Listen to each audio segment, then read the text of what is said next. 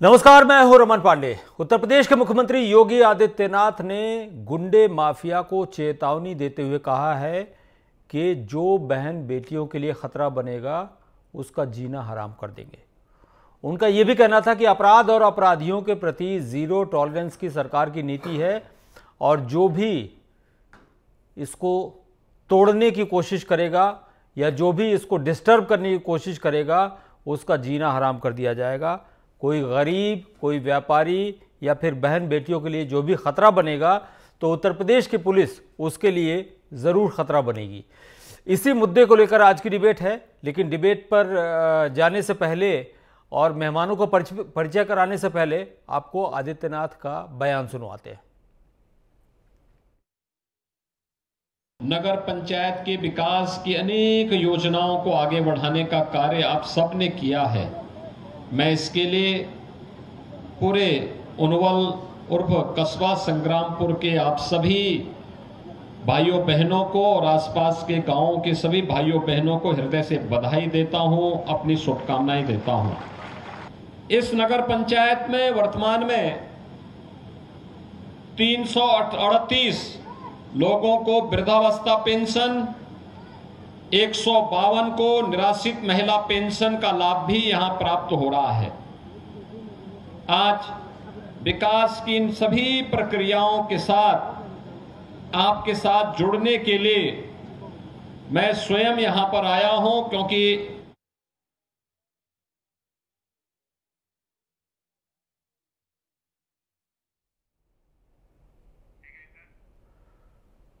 तो उत्तर प्रदेश में अपराध और अपराधियों के खिलाफ जीरो टॉलरेंस की सरकार की नीति है और जो भी इसको बर्बाद करने की कोशिश करेगा उसका जीना हराम कर देंगे, ये कहना है उत्तर प्रदेश के मुख्यमंत्री योगी आदित्यनाथ का। विपक्ष तमाम आरोप लगाता है कि लॉ एंड ऑर्डर की सिचुएशन खराब है, लेकिन कुल मिला जुला के मुख्यमंत्री खुद इस बात को लेकर प्रोएक्टिव रहते हैं और इस बार उन्होंने कहा है कि बहन बेटियों की तरफ जो भी नज़रें उठा के देखेगा, बुरी नज़र से देखेगा या उनके लिए जो खतरा बनेगा तो उत्तर प्रदेश की पुलिस उसके लिए खतरा बनेगा। हमारे साथ शमशी आज़ाद नेता बीजेपी जुड़ चुके हैं, आपका बहुत बहुत स्वागत है शमशी आज़ाद जी।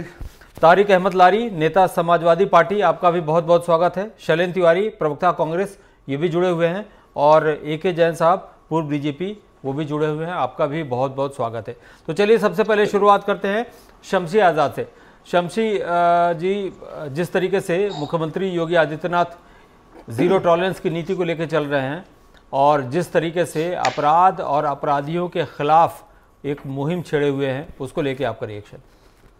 देखिए रमन जी, हमारी पार्टी का बहुत सीधा सा बिल्कुल साफ सुथरा उद्देश्य रहा है कि उत्तर प्रदेश में अमन चैन, माफिया राज बिल्कुल से ख़त्म करना और अमन चैन कायम करना।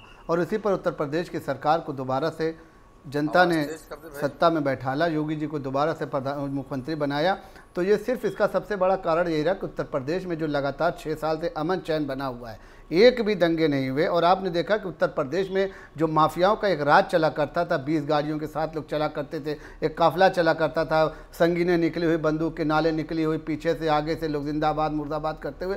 तो ये सारी कल्चर जो है अपराधियों का बिल्कुल से उत्तर प्रदेश में ख़त्म हो गया है। या तो अपराधी इस वक्त जेल की सलाखों के पीछे हैं या तो अपराधियों ने उत्तर प्रदेश छोड़कर कहीं और पलायन कर दिया है। तो ये बिल्कुल साफ नज़र आ रहा है कि उत्तर प्रदेश में इस तरीके की कोई भी घटना ना होना, ये उत्तर प्रदेश में योगी सरकार की एक बहुत बड़ी सफलता। कुछ 1-2 घटनाओं को छोड़कर जो पारिवारिक है या जो दूर दराज के इलाकों में आजकल घटनाएं हो जा रही, इनको छोड़कर अगर देखा जाए तो ऐसा कोई भी दंगा, ऐसा कोई भी बड़ा क्या कहते हैं कि हादसा ऐसा नहीं हुआ कि जिससे उत्तर प्रदेश सरकार पर उंगली उठाई। तारिक अहमद लारी हमारे साथ जुड़े हुए हैं, समाजवादी पार्टी के नेता।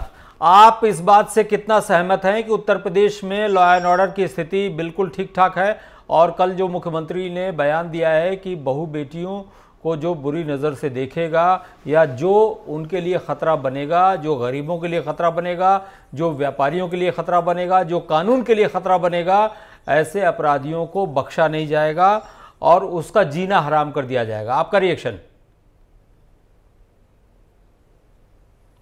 देखिए, मुख्यमंत्री को ये बयान देना पड़ा, ये खुद ही दर्शाता है कि लॉ एंड ऑर्डर नाम की कोई चीज़ नहीं है। मैं पूरे प्रदेश की बात नहीं करता हूँ, मैं सिर्फ राजधानी की बात करता हूँ। 2 दिन के अंदर पहले दिन हुआ सामूहिक रेप गैंग रेप, लड़की के साथ टेम्पो में अपहरण करके गैंग रेप होता है, एफआईआर दर्ज करने के लिए पुलिस तैयार नहीं होती है। दूसरे दिन लोहिया पार्क में रेप होता है। तो ये रेप क्या अपराध की श्रेणी में नहीं है शायद, और इसी के चलते मुख्यमंत्री जी को बोलना पड़ा कि अपराधियों को बख्शा नहीं जाएगा। अपराध होने के बाद कौन सा अपराधियों को बख्शा नहीं जाएगा? अभी तक तो वो जो लड़की जिसका बेचारी छात्रा का जो गैंगरेप हुआ है उसका एक मुलजिम अभी तक पकड़ा भी नहीं गया है। मतलब आपके कहने का मतलब ये है कि लॉ एंड ऑर्डर की स्थिति ठीक नहीं है। अंडर के लोगों ने, आपके कहने का मतलब ये है कि लॉ एंड ऑर्डर की स्थिति ठीक नहीं है। बिल्कुल ठीक नहीं है। आपकी सरकार में कितनी अच्छी थी? आपकी सरकार में कितनी अच्छी थी? वहां तो अपराधियों को थाने से सरकार चल रही है, हमारी सरकार चल रही है। नहीं, आपकी सरकार 6 साल से किसकी सरकार चल रही है? आपकी सरकार में तो थाने से अपराधियों को, हमारी सरकार, मेरी बात सुनिए, आपकी सरकार पे आरोप लगे हैं। सरकार आपके हिसाब से तो बिल्कुल बेकार थी। सवाल सुनिए, हमारी सरकार बिल्कुल बेकार थी। सवाल सुनिए, हमारी सरकार बिल्कुल बेकार थी। सवाल हमारी सरकार गई, हमें नहीं सवाल सुनना। अरे सवाल सुनेंगे, सवाल नहीं सुनना है। 6 साल से अरे सवाल नहीं सुनेंगे जवाब क्या देंगे भाई? देखिए इनका, अरे सवाल तो सुनिए। मेरा ये कहना है, एक मिनट शमशी आजाद, मेरा ये कहना है कि आपकी सरकार पे भी आरोप लगता था कि लोग थाने से जाके अपराधियों को छुड़ा ले जाते थे। तो सवाल सुनेंगे तभी तो जवाब देंगे। तो इस पे आपका क्या रिएक्शन है? अभी चलिए, अभी की बात है, इस पे रिएक्शन लेंगे शमशी आजाद से। लेकिन आपकी सरकार पे भी सवाल खड़े होते थे। हमारे ऊपर इल्जाम लगता था। उसका रिजल्ट हुआ 2017 में हम चुनाव हार गए, और इधर 2022 में चुनाव हार गए, बात खत्म हो गई ना जी। अब पिछले 6 साल से किसकी सरकार चल रही है उससे जवाब तलब करिए। चलिए शमशी आजाद जवाब दीजिए। मैंने बहुत अच्छी तिवारी जी, आपकी एक बात बहुत अच्छी हमें लगी कि आपने ये कहा कि आपकी सरकार नाकामयाब रही, आपकी सरकार असफल नहीं रही, जो वादे किए थे पूरे नहीं हो पाए, और अपराधियों पे लगाम कसने के बजाय अपराधियों को संरक्षण दिया। इसी वजह से उत्तर प्रदेश में आपकी सरकार को उखाड़ फेंका। लेकिन हमारी सरकार का दोबारा बनना, तिवारी जी सुनिए, हमारी सरकार का दोबारा बनना, हमारी, अब आप बात सुने ना, हमारी सरकार का दोबारा से बनना ये बिल्कुल साफ दर्शाता है कि जनता अमन चैन से रह रही है। कुछ 1-2 घटनाएं उनका भी कहीं ना कहीं से ताल्लुक जो समाजवादी पार्टी। शैलेंद्र तिवारी हमारे साथ जुड़े हुए हैं, शैलेंद्र तिवारी हमारे साथ जुड़े हुए हैं, शैलेंद्र तिवारी कांग्रेस प्रवक्ता हमारे साथ जुड़े हुए हैं। शैलेंद्र जी, उत्तर प्रदेश के मुख्यमंत्री ने कहा है कि जो बहू बेटियों को बुरी नजर से देखेगा या जो उनके लिए खतरा बनेगा उसका जीना हराम कर देंगे। आपका रिएक्शन?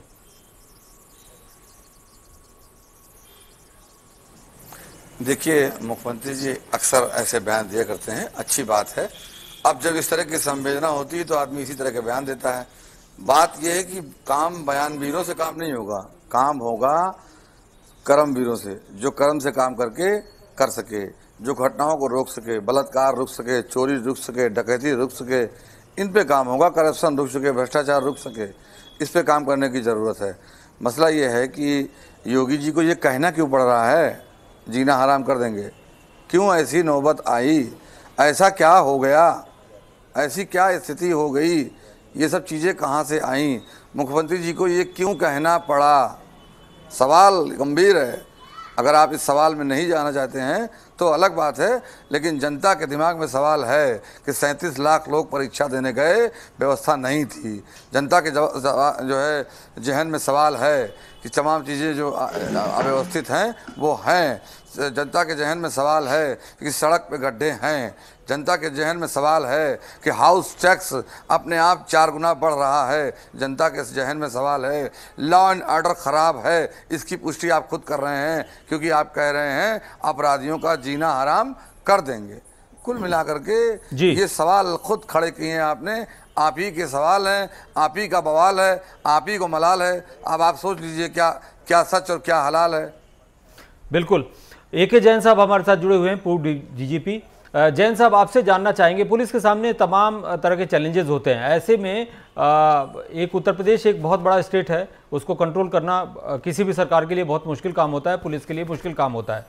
तो ऐसे में जो मुख्यमंत्री का इनिशिएटिव है उसको किस नज़रिए से देखते हैं आप?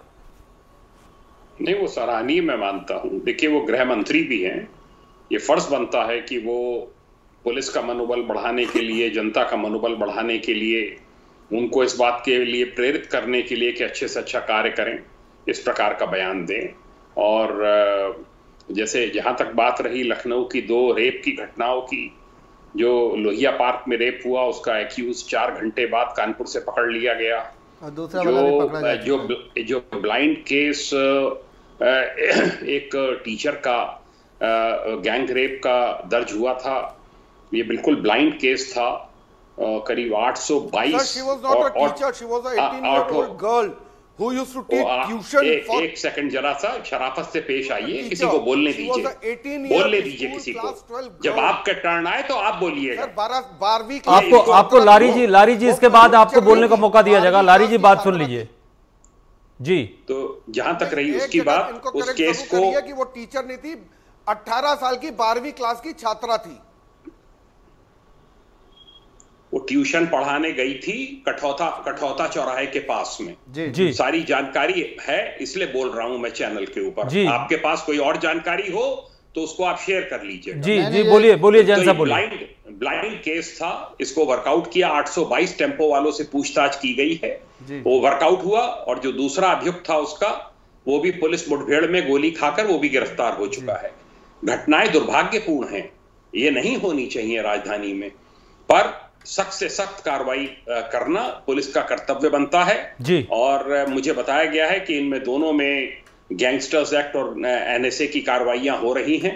गाजियाबाद में इसी प्रकार की एक दुर्भाग्यपूर्ण घटना हुई है, उसमें भी 4 अभियुक्त गिरफ्तार हो गए हैं और कड़ाई से पूछताछ चल रही है। 5वें के लिए छापे पड़ रहे हैं और उसमें भी गैंगस्टर्स एक्ट और एनएसए के तहत कार्रवाई होगी। और ऐसा करना चाहिए यूपी पुलिस को, जिससे कि महिलाओं में, बच्चियों में किसी प्रकार का कोई भय ना रहे।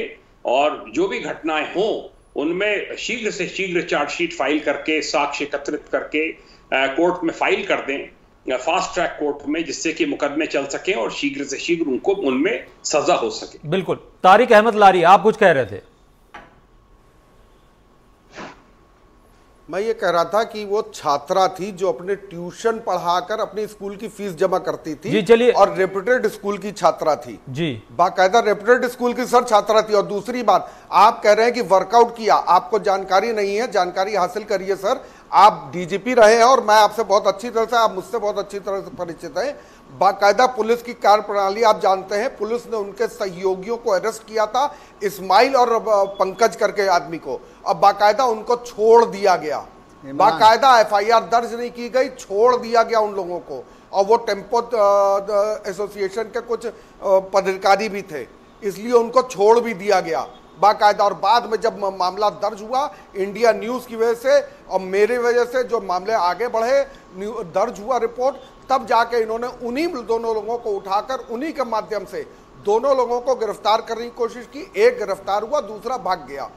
तो सर ये अधूरी जानकारी थी। नहीं लारी जी, आपको अधूरी जानकारी है। भागा कोई नहीं, दूसरा भी गिरफ्तार हो चुका है, उसके पैर में गोली लगी है, पुलिस से मुठभेड़ में वो घायल हुआ है, उसको गिरफ्तार किया जा चुका है। आप भी अधूरी जानकारी लेकर आए हुए हैं और आपने कैसे कह दिया कि दूसरे को छोड़ा गया है? बता दूं, जो आरोपी था वो आज सलाखों के पीछे है, दूसरा हॉस्पिटल में एडमिट है, गिरफ्तार किया गया था, दूसरा हॉस्पिटल में है। बात बता दूं आपको, ये भी एक बात बता दूं। नहीं आप ना बताइए, आप ना बताइए। डीजीपी साहब AK जैन साहब, उनको पूरी जानकारी है और उन्होंने जो बात कही है वही सत्य बात कही है, वही सत्य बात है। आप अपनी बेबुनियादी बातें यहाँ पर लेकर ना आइए, क्योंकि यहाँ नेशनल चैनल है और कोई बात भी अगर आप कहें तो जिम्मेदारी से कहें।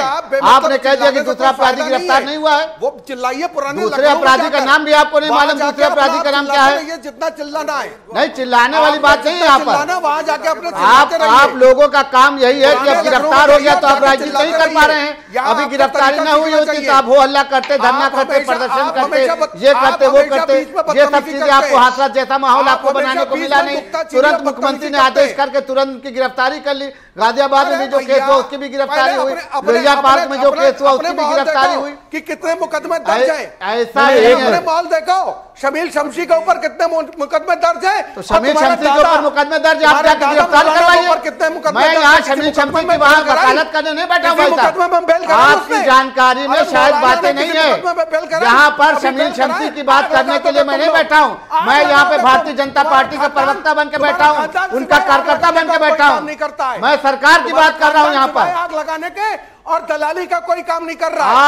आपने और आपकी पार्टी ने हमेशा यही काम किया है, इसीलिए अहंकारवादी पार्टी और अखिलेशवादी पार्टी को उत्तर प्रदेश की जनता ने लगातार 4 चुनावों में हराकर ये बिल्कुल साफ संकेत दे दिया है कि अब समाजवादी पार्टी की गुंडागर्दी, उनकी गलत राजनीति, उनकी जो है गुंडों को संरक्षण देना, माफियाओं को बढ़ावा देना, ये सारे कारनामे अब नहीं चलेंगे। उत्तर प्रदेश में योगी सरकार है, अमन और चैन की सरकार है। लारी जी, आपके चिल्लाने से, बेबुनियादी बातें करने से कोई फायदा नहीं है, मिल जाएगा, कोई फायदा नहीं है। आप अपना संगठन मजबूत करें, आप यहाँ बेबुनियाद बातें न करें। पद मिल जाएगा, चिल्लाने से मंत्री पद नहीं मिलेगा। न मिले न मिले उसकी बात, हम मंत्री पद लेने के लिए नहीं बैठे हैं। हम यहाँ विश्व की सबसे बड़ी पार्टी, हमारे लिए तो यही घमंड की बात है, फख्र की बात है कि मैं भारतीय जनता पार्टी का कार्यकर्ता हूँ। योगी जैसा आदमी हमारा मुख्यमंत्री है और मोदी जैसा आदमी देश का प्रधानमंत्री है। खरीदिया तुम लोगों ने 3.5 करोड़ रुपए में, वो मिल गई है। नहीं, आप फिर वही, आपको शायद जानकारी नहीं है हमारे बारे में। मंत्री पद नहीं मिलने वाला है, जानकारी नहीं है लारी जी, नहीं मिलने वाला ये पर्सनल बातें अगर आप करेंगे तो मैं आपका अगर काला चिट्ठा खोलने लगूंगा तो आप शायद डिबेट छोड़कर भाग जाएं। आप बात यहाँ पर मुद्दे की हो रही है, मुद्दे की बात करें। अभी आप कह रहे थे कि अब आपके पास जानकारी नहीं जैन साहब को, जब हमने आपको सही स्थिति से अवगत कराया तो आप जो है कहाँ की बात बलात्कारियों का स्वागत करना। अरे आपकी पार्टी की तरह थोड़ी चंद मुसलमानों को मंत्री बनाकर 5600 दंगे करवा के हजारों मुसलमानों की जान ले लिया।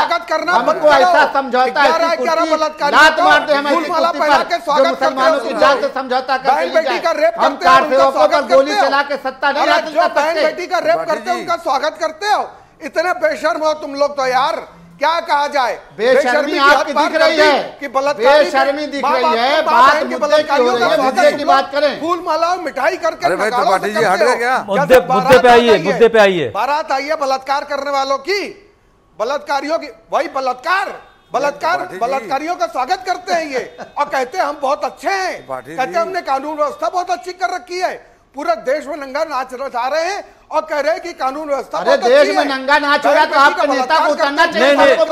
नहीं, उत्तर प्रदेश में कौन सा नंगा नाच हो रहा है? नंगा नाच हो रहा है, आप तो नहीं नंगे दिख रहे हैं। दामाद बनाते हैं, नंगा नाच होता तो आप नाच रहे होते। स्वागत करते हैं, सब मिठाइयों से स्वागत करते हैं बलात्कारियों का। आप हमको लगता ही नहीं कि आपका मानसिक संतुलन सही है भाई। हकीकत है कि शैलेंद्र जी से रिएक्शन लेंगे। शैलेंद्र तिवारी जी, बलात्कारियों का स्वागत आप ही ने जी। शैलेंद्र तिवारी जी,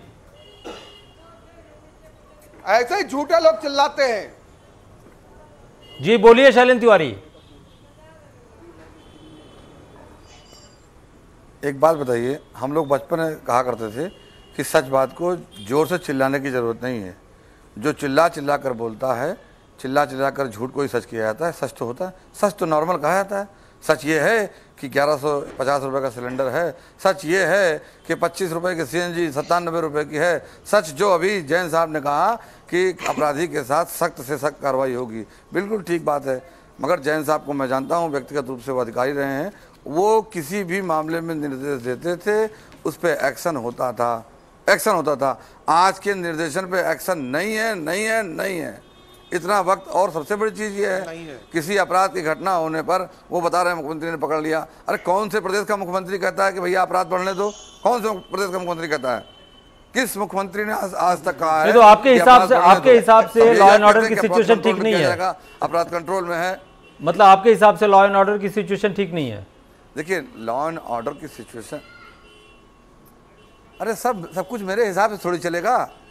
आम जनमानस के हिसाब से भी कुछ चलाएंगे कि सब मेरे हिसाब से चलाएंगे? ना मेरे हिसाब से चलेगा, ना तेरे हिसाब से चलेगा। यहाँ हिसाब चलेगा लॉ एंड ऑर्डर का, कानून का, कि व्यवस्था का। एक रंग का थोड़ी चलेगा।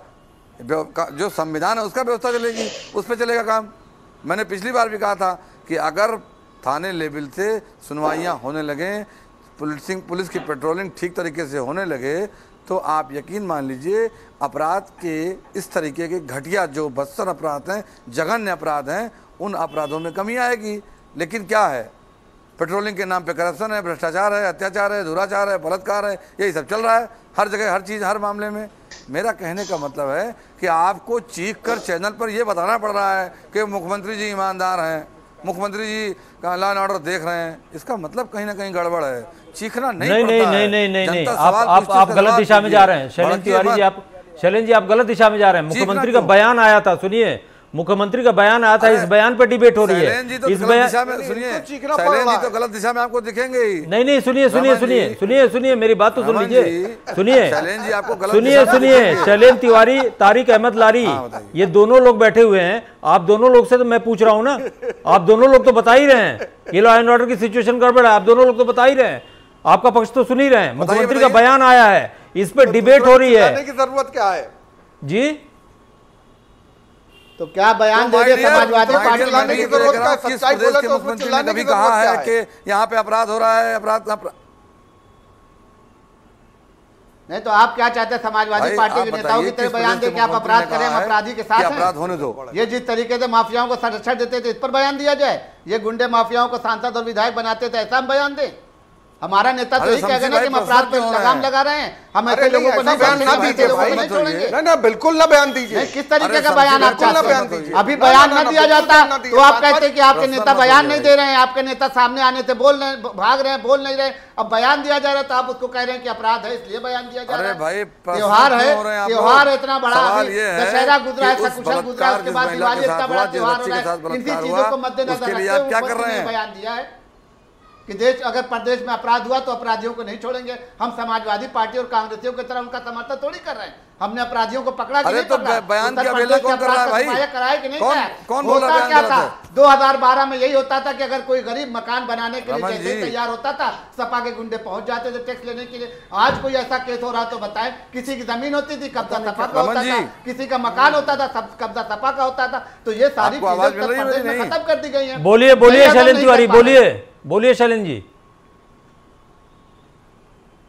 देखिए, इनको हमारे शमसी भाई बहुत प्यारे भाई हैं, लखनऊ के इतने अच्छे जानकार हैं, इतना उत्तेजित क्यों हो रहे हैं? मुख्यमंत्री के बयान की अवहेलना नहीं हो रही है, मगर मुख्यमंत्री को ये क्यों कहना पड़ रहा है? बार बार कहना पड़ेगा। अरे जिम्मेदारी है उनकी, जनता के बीच में अगर आके उनका मनोबल नहीं बढ़ाएंगे, पुलिस टीम का मनोबल नहीं बढ़ाएंगे तो कौन बयान देगा? चलिए, तारिक अहमद लारी, आप बहुत देर से कुछ कहने के लिए मुझे लगता है कि नाराज क्यों हो जा रहे हैं? बोलिए। नाराज कौन हो रहा है आपसे बड़े भाई? तारिक जी बोलिए। नहीं, बिल्कुल सही बात कर रहे थे। समाजवादी के लिए बिल्कुल बहुत अच्छी बातें इन्होंने कही, लेकिन ये भूल गए कि उसी समाजवादी पार्टी का तलवा चाटा करते थे इनका पूरा घर भर। दूसरी बात ये भूल गए, नहीं आप व्यक्तिगत क्यों जा रहे हैं? आप डिबेट पे जाइए ना। फिर एक बार अपनी मर्यादा लांघिए लारी जी, अपनी मर्यादा मत लांघिए। मैं फिर कह रहा हूँ, शब्दों को बहुत चयन करके बोलिए, शब्दों को चयन करके बोलिए, बनने के लिए आप शब्दों का चयन करके बोलिए। यहाँ पर आपको चेयरमैन बनना चाहते थे, आपकी पार्टी के लोग कांग्रेस पार्टी का तलवा चाटा करते थे, चेयरमैन बन नहीं पाए। अब रही नहीं, आप ये बताएं कि हम अगर ये कहें कि आपके घर के लोग, आपके परिवार के लोग जो कांग्रेस पार्टी का तलवा चाटा करते थे, ये कोई बात हुई? जब तक नीतीश कुमार जी रहे, तर्कवादी बात करें, नीतीश कुमार जी के साथ बात करें, फालतू वाली बात की कौन क्या करता था, क्या नहीं करता था? चौहान जी हैं, आपके क्या नाम है, लारी जी आपका मानसिक संतुलन मैं फिर कह रहा हूं, उनके पास तो लॉ एंड ऑर्डर है, आपके जम्मू कश्मीर के राज्यपाल वगैरह हैं, आप पूरी तरीके से असंतुलित हो चुके हैं। कोई उन्होंने नया बयान नहीं दिया है। बुनियादी बातें हमें तो नहीं लगता कि कोई बुद्धिजीवी हो रही है, मर्डर हो रहे हैं। इनके बुलडोजर बाबा के बैठने के बावजूद इनका खौफ खत्म हो चुका है, क्योंकि था ही नहीं खौफ, क्योंकि क्या नाम है, माफिया राज जो खत्म होना ही था। खत्म होता एक मिनट उनकी बात सुन लेते हैं। खुद मुख्यमंत्री के तौर पे पीछे से बैठ के राज करेगा तो वो काम हो रहा है, उसमें कौन सी बात है? माफिया तो एक ही हो सकता है, बात खत्म हुई। एक जैन साहब बैठे हैं, ये बहुत अच्छे अधिकारी हैं, पहले थे बहुत अच्छे अधिकारी थे, ऐसा नहीं, इनके कहे अनुसार बहुत काम होते थे, लेकिन आज की डेट में एक जैन साहब, पुलिस की वर्किंग बिल्कुल दूसरी हो चुकी है। और इन्होंने कहा कि दोनों अपराधी पकड़े गए थे, बिल्कुल ठीक आप कह रहे हैं, मैं आपके मुंह से सुनना चाहता था। दोनों अपराधी पहले ही पकड़े गए थे शमशी साहब, एक को उठाकर पुलिस ने कोर्ट में प्रस्तुत कर दिया, दूसरे को गोली मार के एनकाउंटर दिखाया, क्योंकि इंस्पेक्टर साहब की और जेपीसी जो हैं प्राची सिंह, उनकी नौकरी पे बात आ रही थी, तो उन्होंने एनकाउंटर कराया। अरे ये नौबत लाने की जरूरत ही क्या थी? उसी समय आप उसको गिरफ्तार करते, उसी समय FIR लिख लिए होते, लेकिन वो काम नहीं किया गया। शमसी आजाद, हेलो, अजीब है बात। हमको तो आपकी बात, हम तो समझते थे कि आप बड़े बुद्धिजीवी हैं, बड़ी अकल वाली बात करते हैं, लेकिन आपके बयानात बड़ी हताशा भरे हैं। अब गिरफ्तारी हो गई है तो आप कह रहे हैं कि उनको किस तरीके से गिरफ्तार किया गया। अभी आप कह रहे थे कि एक ही अपराधी की गिरफ्तारी हुई, दूसरा भाग गया है, तो आप अपने ही बयान को अरे महाराज आप ही की बातों को तो मैंने क्लियर किया कि बहुत अच्छी बात है। से भाग रहा है तो मैं चाहता था आप बोले, थोड़ी खड़े रहेंगे। मैं चाहता था आप बोले, आज उत्तर प्रदेश जिस अपराधी को गिरफ्तार किया गया जाए पंकज को लगाम कैसे लगाई जाएगी? कोर्ट में प्रस्तुत कर दिया, लेकिन इमरान को गोली मार दी गई। मैं ये कह रहा हूं, जब पुलिस पर आप फायरिंग करके भागेंगे तो पुलिस आपको माला पहनाएगी। आपने सरेंडर कर दिया था अगर आपके भाई थे तो अरे वो बंदा पुलिस पर फायरिंग करने वाला नहीं था। लग रहा है कि वो अपराधी आप ही के घर परिवार का रहा पुलिस पर फायरिंग करने वाला नहीं था लग रहा है। अगर हम कंट्रोल करने के लिए गोली चला रहे हैं तो आपको ऑब्जेक्शन हो रहा है। अगर हम गोली खा जाते हैं, शहीद हो जाते हैं, तो आप कहते हैं कि उनके पास गोली नहीं थी, उनके पास हथियार नहीं थे। अरे किसी तरीके से तो चैन लेने दीजिए। चलो यार, इनके साथ मुझे डिबेट नहीं करनी। आदमी किसी काम के लायक नहीं है। भाई सॉरी, मैं चल रहा हूं, ये आदमी डिबेट के लायक नहीं है। ये आदमी डिबेट के लायक नहीं है। आई एम सॉरी टू से he is not good person for debate. बदतमीज और न्यायती बदतमीज आदमी। नहीं, आप क्या हैं? आप तो हार गए। जब आपके पास कोई जवाब नहीं होता आप इस तरीके से बात कर रहे हैं। आपको जब समझ में आ गया कि आपके पास जानकारी का भाव है तो आप न्यायती बदतमीज आदमी हो, मौलाना के पोते। तुम न्यायती बदतमीज, तुम्हारा खानदान, तुम्हारा जो मौलाना है 420 वो भी बदतमीज। जानता नहीं हो क्या? मुझे बताओगे कि आपकी जानकारी नहीं है? मैं भाई साहब पूर्वांचल से आता हूँ, जौनपुर का रहने वाला हूँ। आप हमको गलत आदमी समझ रहे हैं, इसीलिए आप ये बयान दे रहे हैं। आपको लग रहा है कि मैं दूसरे परिवार का हूँ। आप पहले पता लगाइए हमारे बारे में। पर्सनल मत होइए आप लोग, पर्सनल मत होइए। हम डिबेट पे बैठे हैं। अजीब तरीका है भाई बात करने का। एके जैन साहब का रुख करेंगे। एके जैन साहब, आपसे चैलेंजेस की बात हो रही थी। आप चूंकि पुलिस महकमे को लंबे समय तक हेड करते रहे हैं, तो कुल मिला जुला के हम लोग चर्चा कर रहे थे कि मुख्यमंत्री ने जो बयान दिया है उस बयान को विपक्ष का ये कहना है कि ये बयान देने की ज़रूरत क्यों पड़ी। और जैन साहब हमारे साथ अब से थोड़ी देर में जुड़ेंगे, उनसे संपर्क टूट गया है। शैलेंद्र तिवारी और तारिक अहमद लारी हमारे साथ जुड़े हुए हैं। शैलेंद्र जी,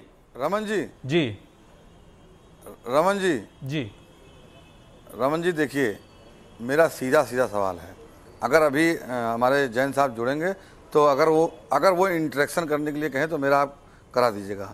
मैं सीधी सी बात कह रहा हूँ कि अगर अपराध खत्म हो गया है तो वो अपराध जो था वो अपराध की श्रेणी में था या नहीं था। अपराधी खत्म हो गए हैं तो ये बात कहनी क्यों पड़ रही है।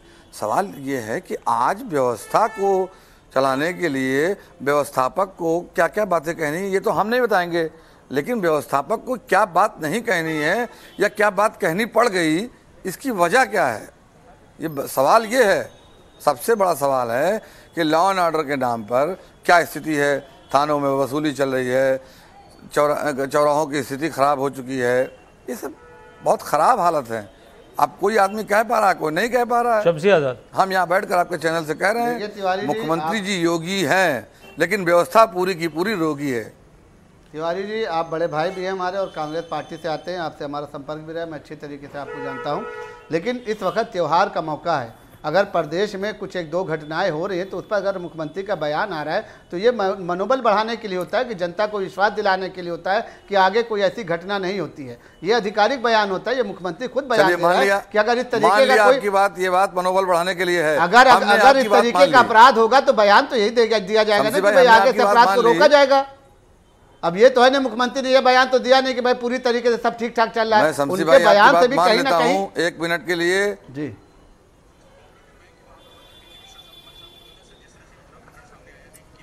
मसला ये नहीं है, मसला ये है कि मैंने आपकी बात मान ली कि आप मनोबल बढ़ा रहे हैं, तो आप जनता का भी तो मनोबल बढ़ाइए। तो जनता का मनोबल ही तो बढ़ाया जा रहा है। जनता का मनोबल, पुलिस का मनोबल यही कहकर के बढ़ाया जाएगा भाई उनके खिलाफ कार्रवाई की जाएगी। अगर कोई दोबारा इस तरीके की आपराधिक घटना करता है तो उसको चैन नहीं लेने दिया जाएगा, उसको बख्शा नहीं जाएगा, उसके खिलाफ सख्त से सख्त कार्रवाई की जाएगी। नेता मुख्यमंत्री किस तरीके का बयान देता है?